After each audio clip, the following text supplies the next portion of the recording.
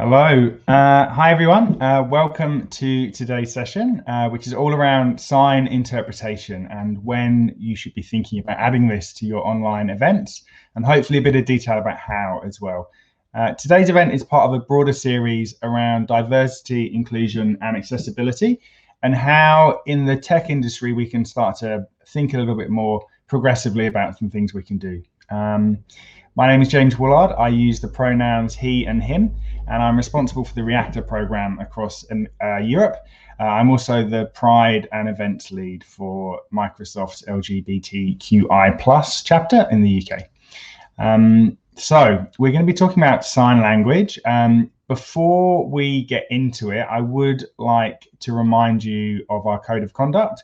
We'll just be hopefully popping that in the comment section right now. The key takeaway for that is to be respectful of others' opinions. You have the opportunity to drop comments and questions in, which we'll do our best to answer as we get through to it. So we want to very much position this as a safe space where people feel to speak openly. I apply that to myself as well. I'll be interviewing a couple of folk today and don't want to be scared of saying the wrong thing, but confident that we're operating in a safe space. We will be recording today's session and actually posting it on Learn TV a bit later for our colleagues around the world. So hi to people watching it live, but also hello if you are watching the recording. Both sessions will have the opportunity of a live chat and Q&A, regardless of the time that you're joining. Okay, closed captions are also available for today. We will be talking about those in a little bit more detail as we get into it, but should you require them, they should be available. Right, so today I'm joined by two guests who are going to help us look into this. The first is Maya de Wit, and Maya is a sign language interpreter consultant. Hey, Maya, how are you? Good, how are you? I'm very well, thank you. Do you want to just take a moment to introduce yourself and a little bit about your expertise? Sure, well, thank you for having me. So my pronouns are she and her. I'm a sign language interpreter consultant. I have been a sign language interpreter for many, many years, since 1993. I'm interpreting in different settings. And now that the world is taken over by the coronavirus and the pandemic, we have been challenged of working in different ways. So a lot more online interpretation. So that comes with new challenges, but also many new opportunities, which is great. Awesome. We will hear a bit more about that shortly. I'd also like to invite Henk to join us as well. So Henk is a cloud advocate at Microsoft focused on AI. Hey, Henk. Hi, how are you doing today? I'm good. How are you? Good. Cool. Do you want to give us a bit more of an overview of what your role is? Yes. So my name is Henk Boelman and I'm a cloud advocate at Microsoft. And in my daily life, I'm focusing on AI. And especially in this time where all the events moved online, I'm also focusing on how to deliver my content of AI online. And that is how I got into this space, by adding sign language to our online conferences and meetups. Cool. Okay. So maybe as a good starting point, Maya, could you give us a bit of a overview as when we're talking about sign interpretation, what do we mean? And I think people will obviously be able to see it live as it's happening. Yes. Can you give a bit of a kind of like an introduction, like a 101? Sure. So I think one of the misconceptions is that it's kind of like with any language. If you speak a language or you sign language, you can interpret between those languages. Well, that's a very common misconception. So what you actually need is to make sure that you have a trained interpreter in place to actually interpret between two languages. Now, I'm trained firstly actually as an American Sign Language interpreter. That's how I got into it. Just happened to end up in the United States and had the opportunity to acquire American Sign Language and got so excited and actually never left and added more sign languages after that. But what is important is that when you work with sign language interpretation is that you actually make sure that you recruit qualified and registered interpreters. So who is actually able to provide you the interpretation, but also the interpretation between the languages that you actually need. So if you are looking for a sign language interpreter, you got to make sure that that interpreter can actually interpret the sign language that is needed for your event. So I think that's an important aspect. Don't know if you want me to get more into it or... Well, I'm curious about languages, actually. So coming into my assumption would be everyone speaking English, therefore sign interpretation for any English-speaking event would be the same. But that's not the case. No, it's not. Actually, it's a very good question, because I think the most frequent request that I get is when people think, oh, English is the language of the event. Can you please provide English Sign Language? Yeah. Well, there is no such thing as English Sign Language. It doesn't exist. So you have countries where the spoken language might be English. So, for example, the UK or the United States or Australia, and also Malta. And they're different countries, but they all have their own national sign languages, which is very different from each other. So if you, for example, are hosting an event in the UK and you need an interpreter for, deaf people who are attending the event, you would need a British Sign Language interpreter who can interpret between BSL, British Sign Language, and English. And we've had the situation that at an event, the organizers thought, oh, okay, so we just put an ASL, an American Sign Language interpreter, in place. It doesn't work. They don't, they're completely different languages. I did that at the first event. That's right. You told me. How did that work out for you, Henk? Yeah, we organized our first Azure Thursday meetup in the Netherlands. And I got an American Sign Language interpreter in it. And of course, I didn't know until afterwards. I think even Maya told me. So given, I guess, the global nature of online events, like if we're doing anything online, then they can be viewed by anyone around the world. Is there a best practice? Like, how do we do that? And also, what language are we using today, given we're kind of projecting worldwide? Very good question. So there is what we're providing today is International Sign. And International Sign is a combination of different sign languages, which are most iconic and most frequently used in an international arena. Now, the interesting thing, International Sign is not considered an official language. And it's something that's very true and beautiful about deaf communities around the world. So there's no such thing in spoken language. So when deaf people meet in any international given context, they can find a way to communicate with each other, because sign language, the beauty about sign language is that it has these features that you can make a lot of things visual that might be not so easy understood in the spoken language, but for signers, it is more easy to communicate. So, for example, if I meet someone myself from, let's say, Russia, I don't speak Russian, they might not speak English. If we communicate with each other through a form of sign, then we can make an understanding. We create understanding in that communication, which it's great. You will not have, a scientific presentation in International Sign if you've never met each other. But in daily communication, it's a great tool to use. And for this, International Sign is also provided at any international events where there's an international audience. And typically now that we're online, International Sign is like a good practice to offer to those around the world when you cannot, or there's no dedicated national sign language for this event. So, for example, Henk asked me before, well, we're organizing a Dutch event. For that case, I would always recommend to use Dutch Sign Language interpretation. So I would not say offer International Sign, because it makes no sense. The audience who will be watching or attending will understand far less if you offer it in International Sign than in a National Sign Language, because National Sign Languages are fully fledged languages, have all the features. You can say anything in a national sign language.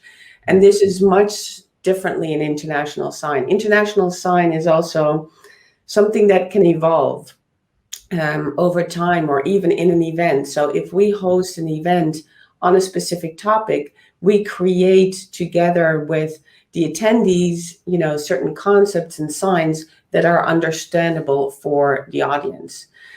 So we get feedback from them, visual feedback. They say, yeah, that's a good sign, or we prefer to use that sign for this concept. We have done the same now for the events where Henk has put us into place. We check with other deaf people who are watching us, providing interpretation. We ask, do you think this works? Do you have another sign for this concept? Because there are not many international sign interpreters that interpret what Henk is presenting online. So it's been an absolute adventure to provide these services. Yeah, so that's interesting. So particularly, I guess, coming from a tech perspective, Henk, what's your experience been today or to date with adding this to your events, given the nature of the content that you're delivering? Yeah, so what I learned is that it is very important to debate with the sign language interpreters what you're going to present. Yeah. So what we mostly do is we try to collect all the presentations or recordings and try to send it over. So the discussion can take place also a little bit before. So Maya and the team will go through the presentations. We have a meeting before where we talk about what it actually is, because we use a lot of specific terms in AI that are pretty hard, I guess, to interpret. Yeah. So yeah, that it is all about the part before the communication. And that is one thing I've learned, because I thought you just put it on like closed captions, and that is absolutely not the case if you're doing international sign language. Yeah. So closed captions, that's an interesting one, actually. Let's hear a bit more about that, because my assumption was, offering closed captions was the right thing to do if we could, switching them on. And we obviously have that capability in lots of our platforms now where we can do it. And often people can choose the language in which they view the captions. What's your view on that, Maya, as a kind of solution? How does that work for the deaf community? Yeah, so I think what is essential with whatever service you offer, you always have to ask those who are using the service what they prefer. Yeah. So, no one is the same as we are all different. Everyone has their preference as to what they prefer to access an event. So I always try to encourage to do both if possible. So if you have closed captions are great, but it's written text. You don't have the intonation there. And it's all you need to read, which is a very different way of getting to the information than through a language. It would be the same as if we would turn off now the sound and we would read our conversation. It's a different conversation you're going to have, a different way of accessing information. So it's very crucial that if you want to actually get the information, you get it in a language, and a written language is great, but it doesn't give you everything that you need to get that information. And I think there's a very important difference between, I think if possible, always provide live captions. So not automatic captions. I know AI is, evolving quickly. But from all the feedback that I have gotten from, deaf people around the world, they're not happy with the automatic captions because there are too many mistakes there. And even live captions, you have to get really qualified live captioners who can do the job well. It's the same as with interpreters or any other service that you buy. You got to make sure that you get the right ones. But I've worked with great captioners who just do a beautiful job and who can really provide, the captions live. And also then we provide sign language interpretation. So then people who can access both, they can actually read, because some words you want in written text, and you have the full language, the information in a language provided to you as well. Interesting. Okay. Can I tag on to what Henk was saying before still? Yeah, because I think Henk really pulled out an extremely important point, is namely preparation. Not only with international sign, with any language interpretation, preparation is key. It's the same as, anyone would walk into a meeting. If you don't know what's going to be discussed, it's much harder to catch up on the conversation. What are we talking about?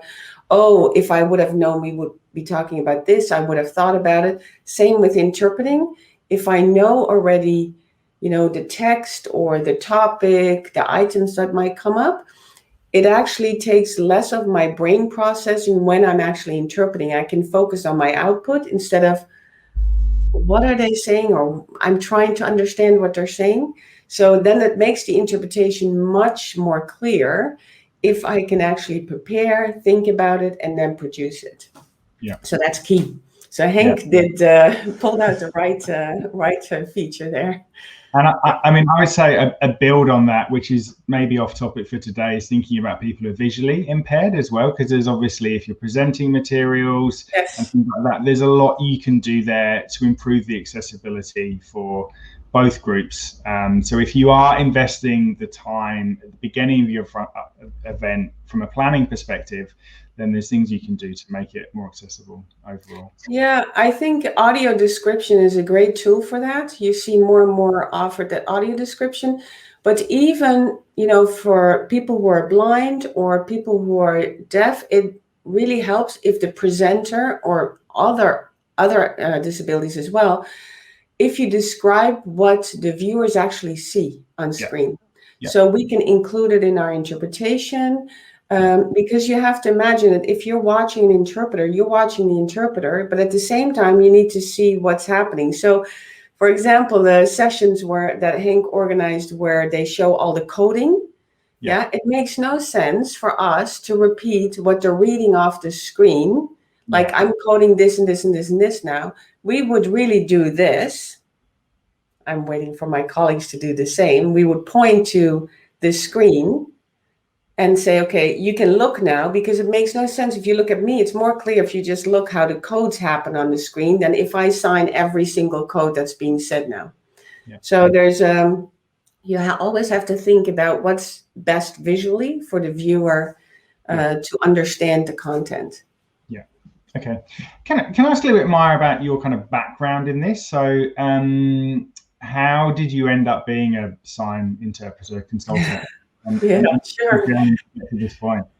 Yeah, I did a completely different bachelor right after high school, and that actually brought me to 1 year in the United States, where I went and did an internship at the School for the Blind. Okay. And they had a small group of deafblind children in the school. Actually, they asked who would like to learn American Sign Language, because the children have so few people to communicate with. And then you would think, but they can't see. How is American Sign Language going to help? But you would use American Sign Language in a tactile form. So children hold your hand while you're signing. So they follow the signs while you're producing them. And which is great. So I started to learn American Sign Language, and I just went for it. Every day and night, and I just loved it. So that was my first sign language. I went back to the Netherlands. And then, in the Netherlands at that time, I wanted to get a training as a sign language interpreter, but the interpreter training program was folding. So decided to go back to the States, got my interpreter training there. And so firstly got trained as an American Sign Language interpreter, and then later a Dutch Sign Language interpreter. I did my MA and added international sign. And now I'm working actually on my PhD. So just keep learning. Yeah. Yeah. Henk, can I ask why you're so kind of passionate about this topic in particular, and what kind of drove you to start thinking about it when we shifted online? Absolutely. So it all started mostly when I was small. I grew up in a family where my brother and my mother are blind. So I always had to deal with assisting them, helping them out, and seeing how much was being like kind of shielded for them because it was not accessible.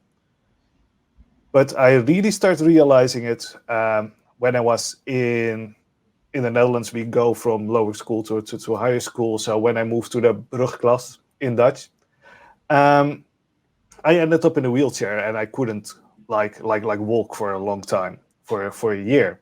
And I went back to school, me being very happy that I finally could go back to school. And there was no elevator in the school. So, Right. and half of the lessons took place at the first and second floor. So they were just not accessible for me. And then like the school thought it was like a good idea to pick me out of the wheelchair, climb up the stairs with me, and just drop me there. And then my mother got pissed. Like, what? With her experience, of course, of being excluded for so many things. And she was like pissed. And I was like, at that time, like, okay, yeah, whatever, I can do my lessons, so that's fine. So after like 10 years, I kind of realized why that was. And yeah, so it is almost the same with like kind of the thing we now have with automated captions. So you get like 80% of the experience.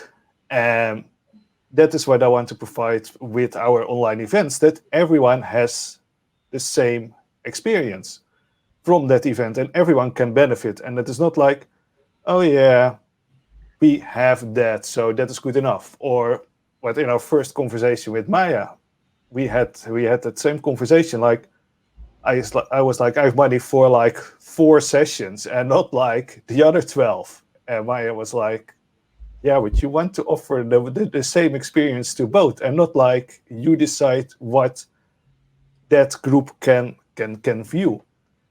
Yeah. So, and that goes multiple ways. It also goes for websites that are inaccessible for blind people. And I always realize they're like, okay, you're promoting this cool event, but my brother can't do that.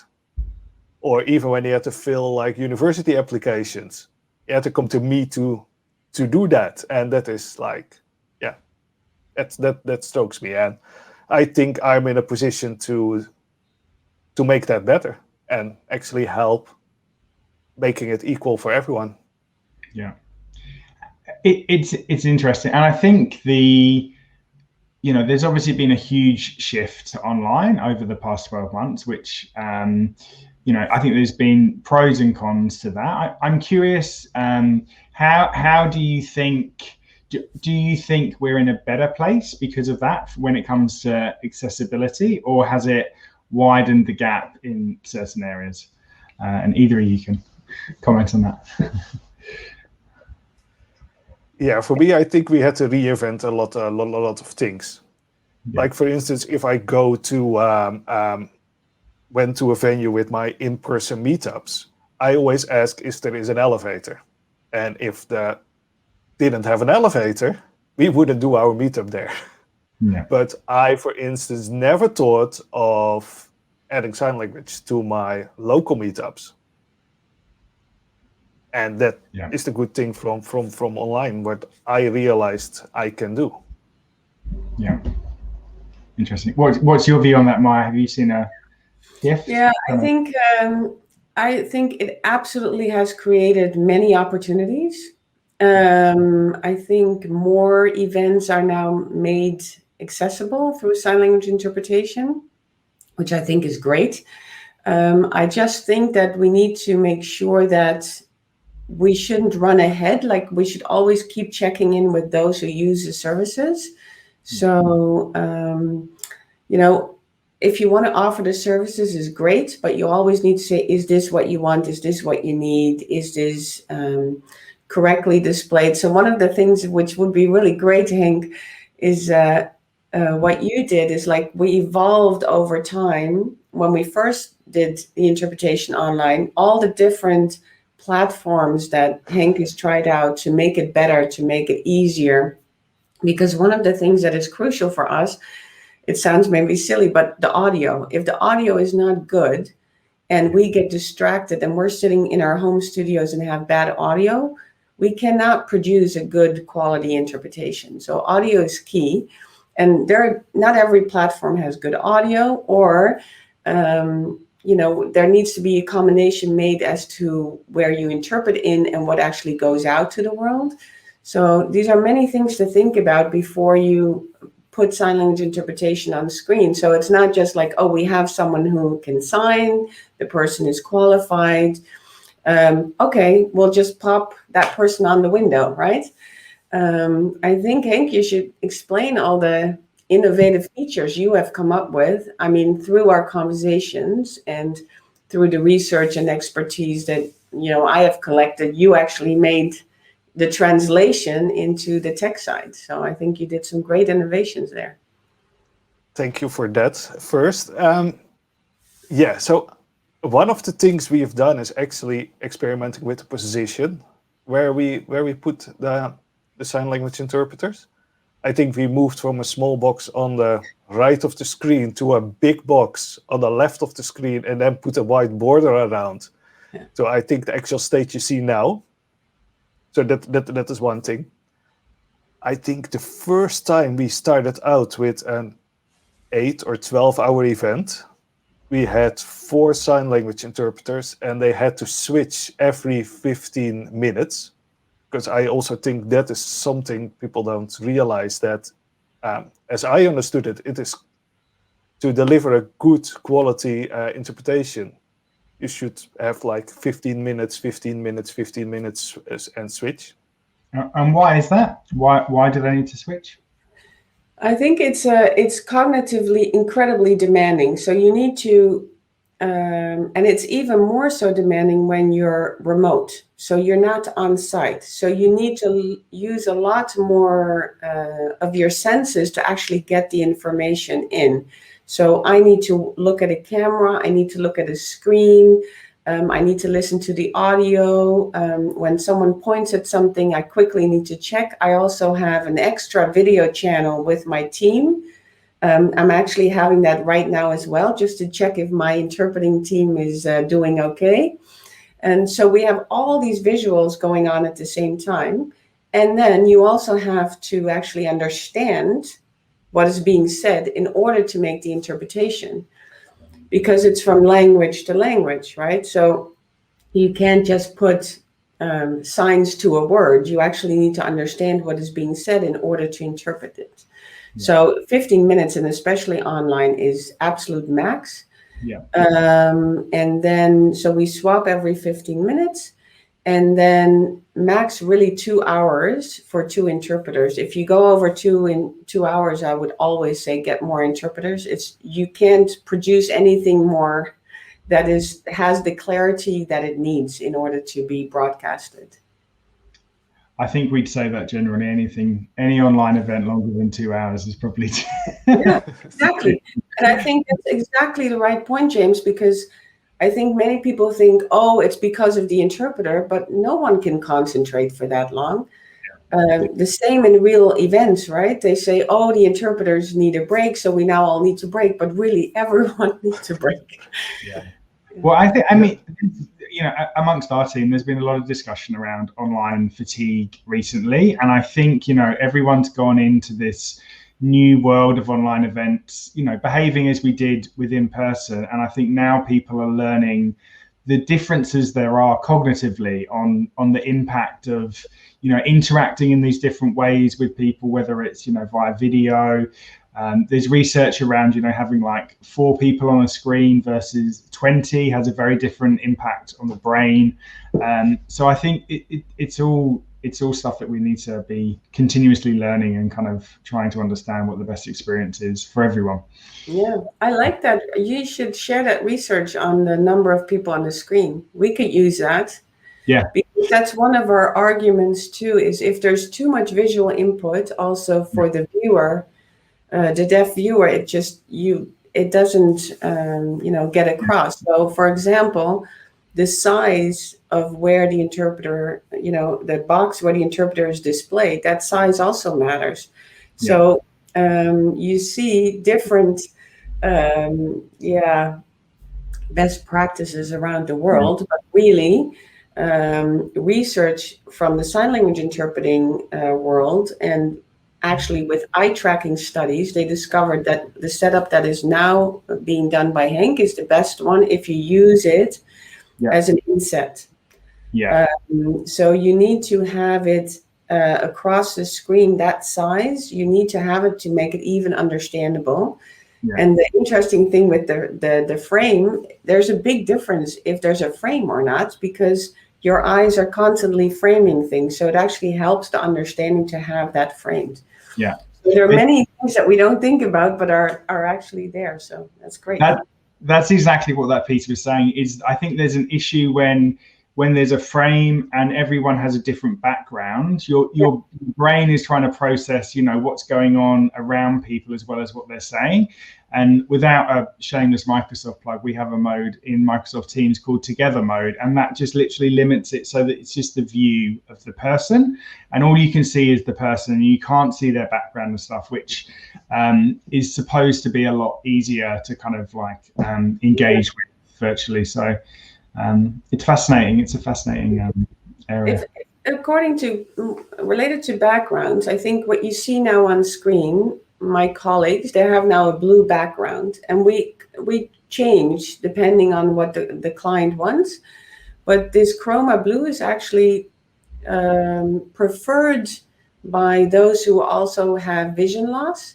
So if they're people who are deaf and blind, they often signers they use sign language, but they still have some vision.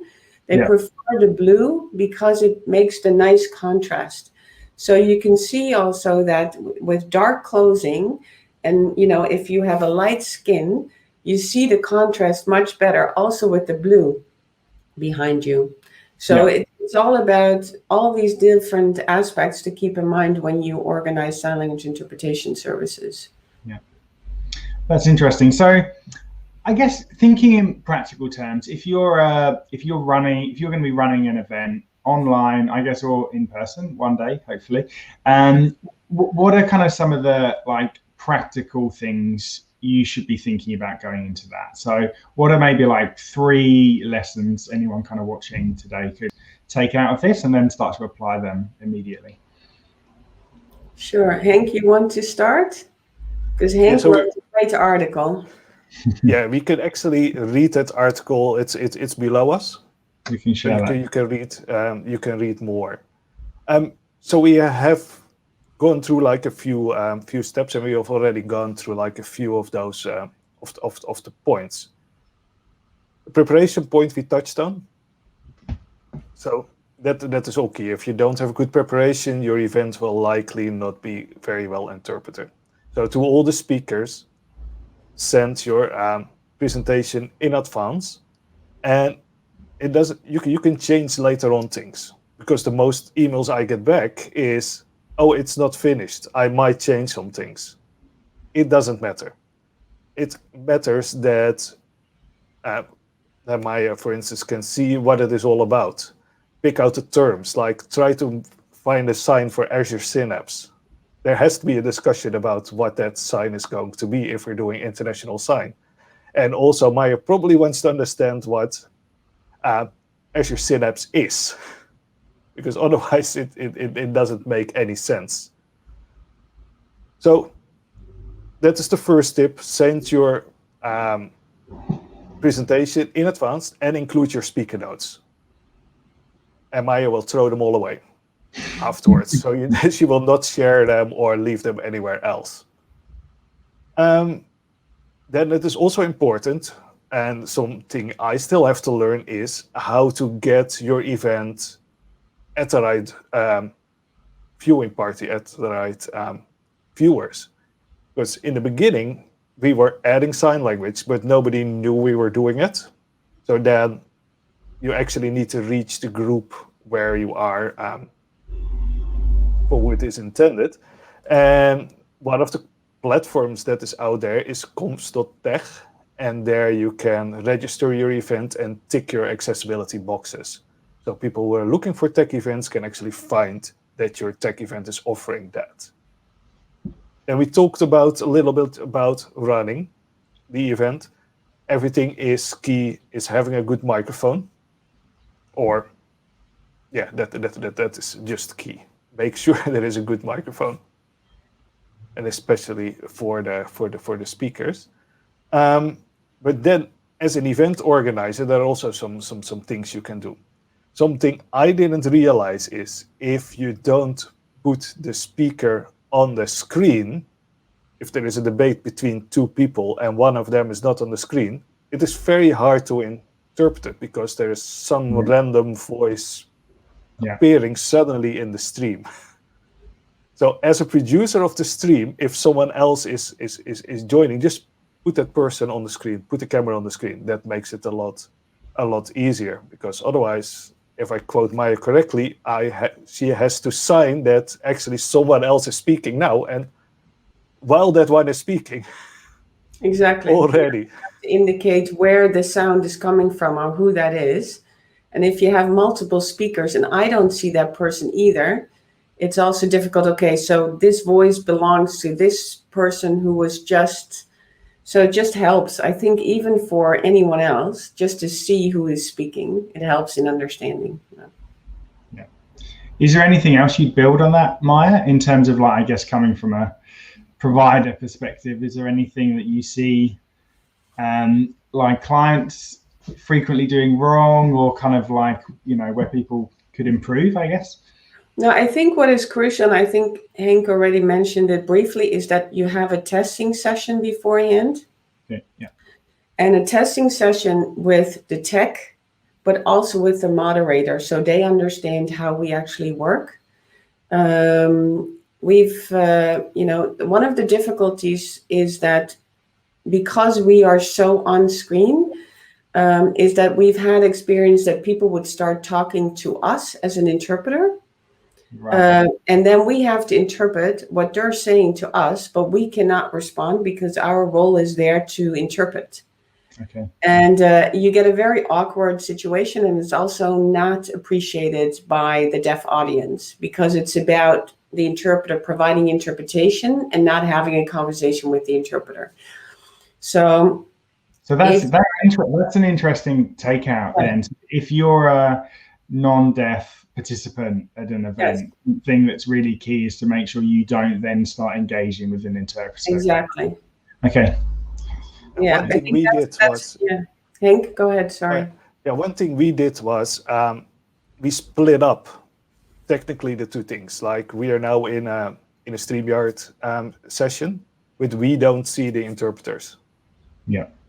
As speakers, and that solved also the temptation, I think, to interact.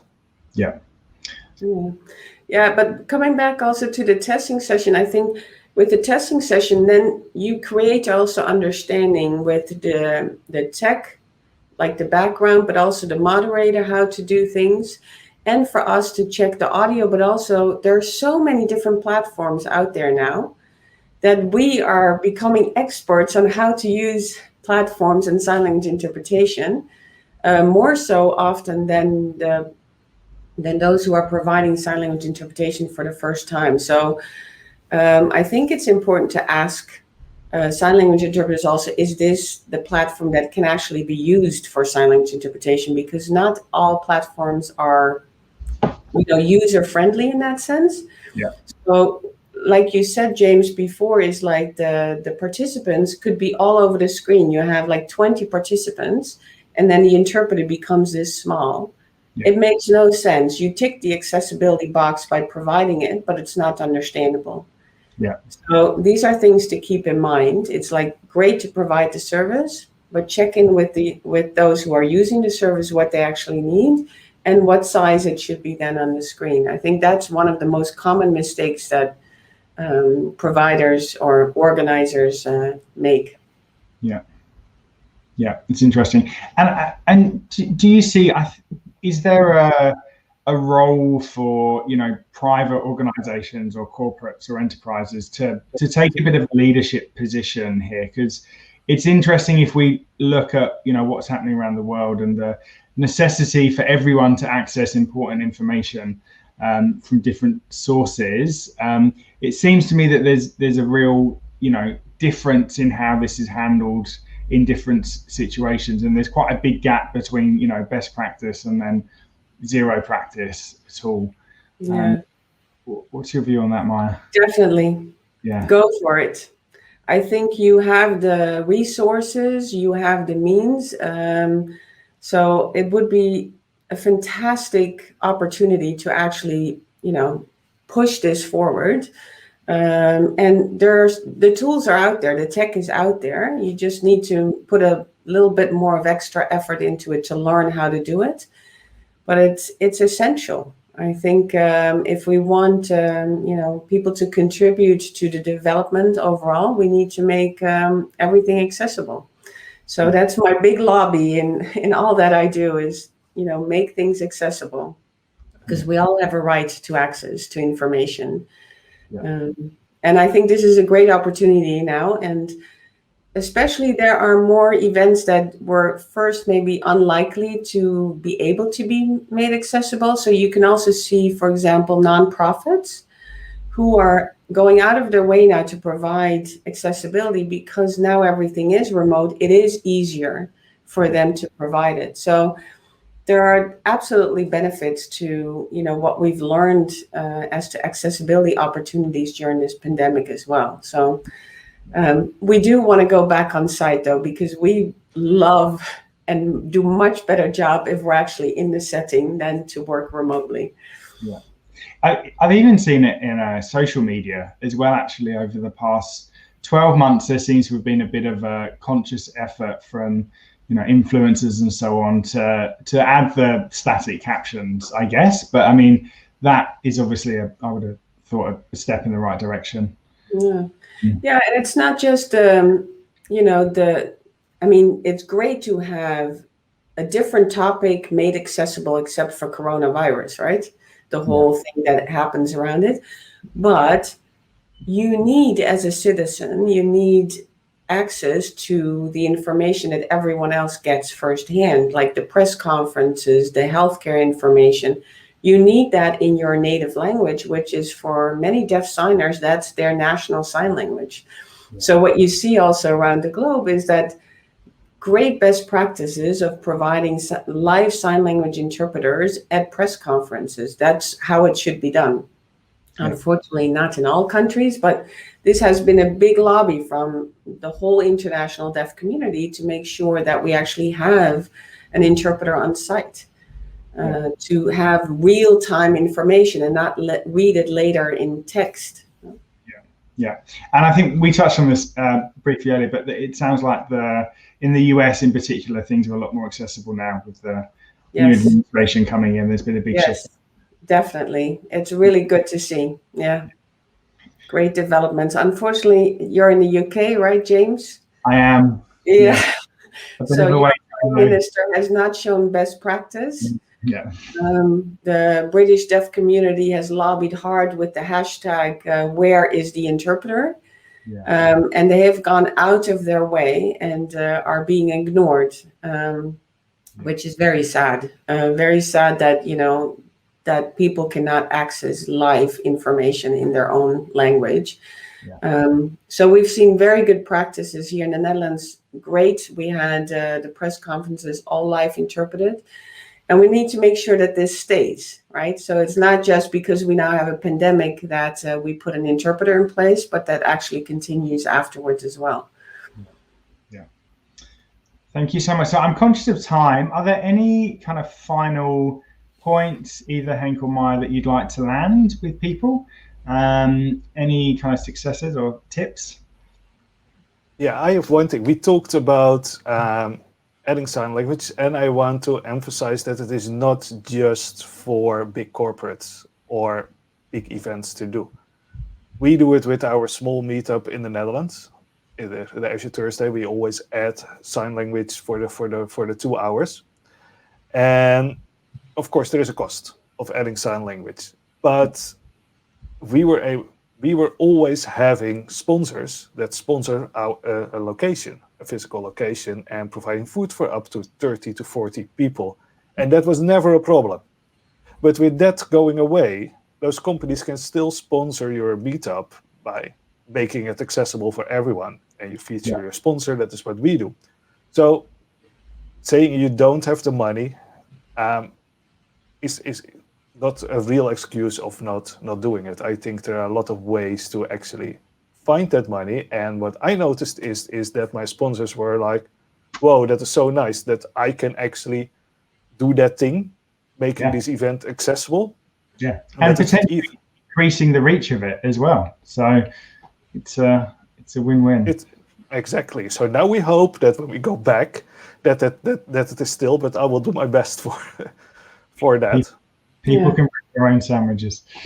Yeah, and I think related to that, what Henk is saying, I always say to organizers, don't, when you make your budget for your event, don't make the last row of your budget the sign language interpretation services or the closed captions. Make that your first, because you reach such a bigger audience. It's part of your event budget. And if you keep that in mind, it doesn't become an add-on cost, but it's just a cost that you have to have in order to organize this event. I think that is the danger of always these discussions like, oh, yeah, we still need sign language interpretation. Oh, sorry, we don't have any more money. Yeah. But if you just say, yeah, we're organizing an event and these are the things that we need, just like you need the studio, just like you need, to have speakers fly in when we can do that again, you also need to make it accessible. Cool. Thank you so much to both of you. That's a super interesting discussion. I think lots of lessons there for people. Great. I think folk, if they want to get in contact with either of you, I guess we can drop kind of handles and so on in the chat so people can see how to do that. But yeah, thank you so much. Well, thank you. And thank you for Henk for everything that he has done. You're welcome. And yeah, thank you for joining and helping to write the blog. So if you want to read more, I would definitely visit this link. There are more tips also tips how to do it a little bit more technical. And I think my Twitter is always open to answer questions about helping to set this up. And Maya's contact details are also in the blog. So if you need some sign interpretation, then you know where to find Maya. Thanks, Henk. Cool. Thank you very much. We shall leave it there for today. Bye, everyone. Thank you. Bye.